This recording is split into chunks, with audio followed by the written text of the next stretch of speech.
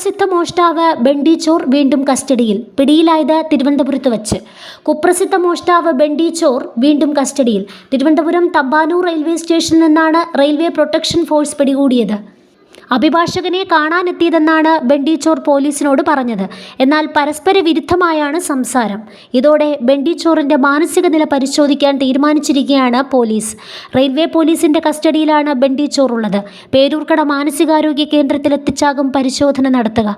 ബെണ്ടി ചോറിനെ കഴിഞ്ഞ ദിവസം കൊച്ചിയിൽ നിന്ന് കസ്റ്റഡിയിലെടുത്തെങ്കിലും വിട്ടയക്കുകയായിരുന്നു. പേരൂർക്കട പോലീസ് സ്റ്റേഷനിൽ രജിസ്റ്റർ ചെയ്ത കേസുമായി ബന്ധപ്പെട്ട് അഭിഭാഷകനെ കാണാൻ എത്തിയെന്നാണ് ബെണ്ടി ചോർ ഇന്ന് ഉദ്യോഗസ്ഥനോട് പറഞ്ഞത്.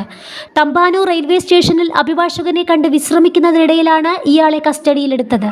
മറ്റെന്തെങ്കിലും ദുരൂഹത ഇയാളുടെ യാത്രയിൽ ഉണ്ടോ എന്നറിയാനാണ് റെയിൽവേ SP ഷഹൻഷായുടെ നേതൃത്വത്തിൽ ചോദ്യം ചെയ്യൽ.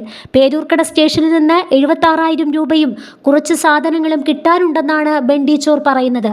ഇതാവശ്യപ്പെട്ട് ഇന്നലെ സ്റ്റേഷനിൽ എത്തിയെങ്കിലും രേഖകളില്ലാത്തതിനാൽ പറഞ്ഞുവിട്ടുവെന്നും ഇയാൾ പറയുന്നു. കഴിഞ്ഞ ദിവസം ബെണ്ടി ചോറിനെ കൊച്ചിയിൽ നിന്ന് വിട്ടയച്ചപ്പോൾ പോലീസ് സ്റ്റേഷനിൽ നിന്ന് അഡ്വക്കേറ്റ് BA ആളൂരിൻ്റെ ഓഫീസിലേക്കാണ് പോയത്. കേസുമായി ബന്ധപ്പെട്ട് അഭിഭാഷകനെ കാണാനാണ് കൊച്ചിയിലെത്തിയതെന്നാണ് ബെണ്ടി ചോർ പോലീസിനോട് പറഞ്ഞത്. ആളൂർ അന്തരിച്ച വിവരം എറണാകുളത്ത് എത്തിയതിനു ശേഷമാണ് അറിഞ്ഞതെന്നായിരുന്നു ഇയാൾ പറഞ്ഞത്. സംശയാസ്പദമായി ഒന്നുമില്ലെന്നും അതിനാലാണ് വിട്ടയച്ചതെന്നുമാണ് എറണാകുളം സൗത്ത് റെയിൽവേ പോലീസ് അറിയിച്ചത്. ബെണ്ടി ചോറിനെ കഴിഞ്ഞ ദിവസം പിടികൂടുമ്പോൾ കൈവശം 100 രൂപ മാത്രമായിരുന്നു ഉണ്ടായിരുന്നത്. ഒരു ബാഗ് മാത്രമേ കയ്യിൽ കരുതിയിരുന്നുള്ളൂ. ഇതിൽ വസ്ത്രങ്ങൾ മാത്രമേ ഉണ്ടായിരുന്നുള്ളൂ.